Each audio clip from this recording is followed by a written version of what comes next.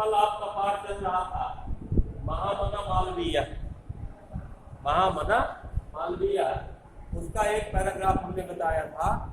आज उसी के आगे आपकी देखें ये इंपॉर्टेंट पार्ट। महापुरुषा लौकिक प्रलोभनेषु बद्धा नियत लक्ष्यान् कदापि भ्रश्यन्ति। देश सेवा अनुरक्तो अयम युवा उच्च न्यायालय से परिधौ स्थातुं न शक्नोत्।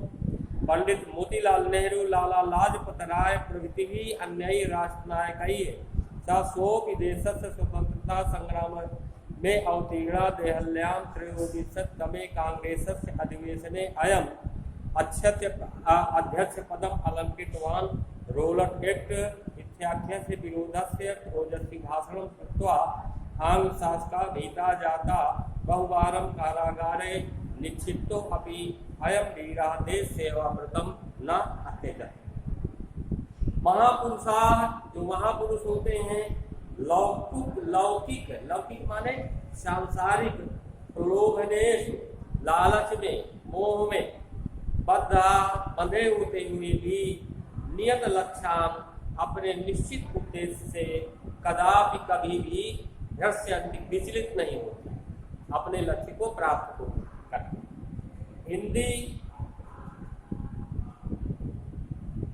देश सेवा अनुरक्तो अयम, देश सेवा, देश की सेवा करने के प्रति प्रेम रखने वाला अयम या युवक उच्च न्यायालय की परिधि मानी सीमा तक स्थातु, उस स्थान तक न सकते, नहीं रह सका। पंडित मोतीलाल नेहरू, लाला लाजपत राय प्रभृति भी आज अन्य दूसरे राष्ट्रनायकों के साथ वो भी देश के स्वतंत्रता संग्राम में अवतीर्णा शामिल हो गया या कूद पड़ा। दिल्ली के 23वें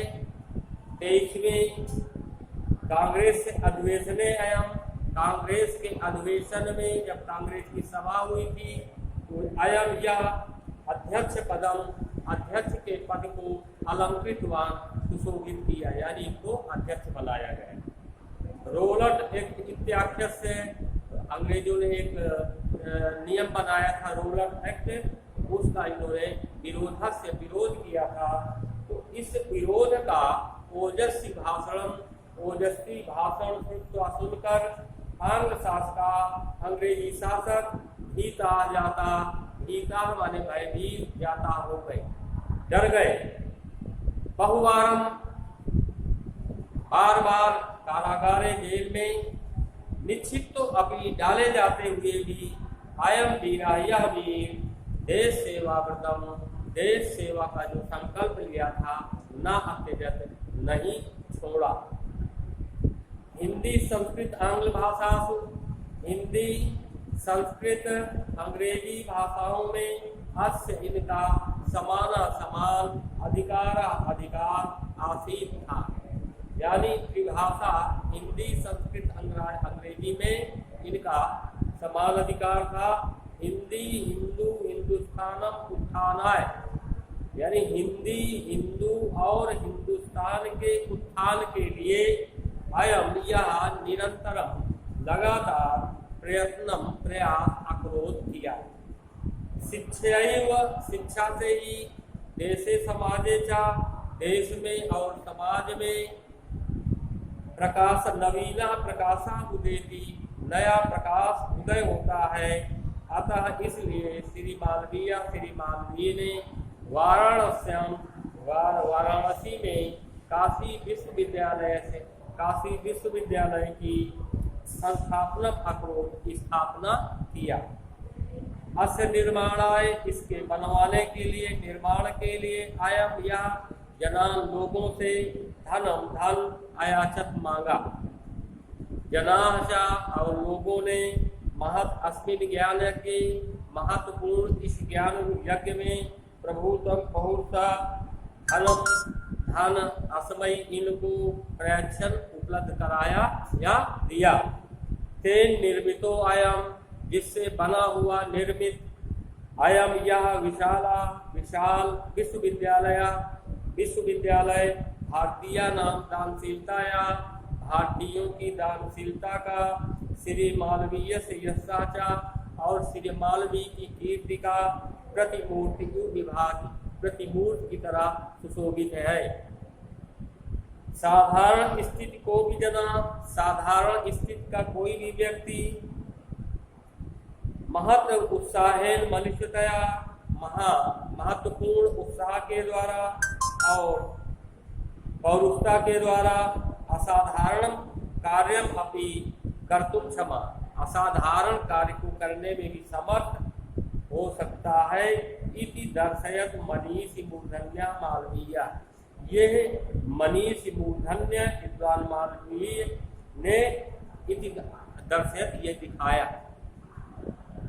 यदर्थम एवं जनातम, इसलिए लोगों ने उनको महामना इति उपाधिना, महामना की इस उपाधि से अविधातु आरब्धवंता, यानी महामना की उपाधि से उनको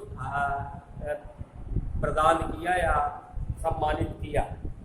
महामना विद्वान, वक्ता, धार्मिक नेता, पटु, पत्रकाराचार्य और एक कुशल पत्रकार थे।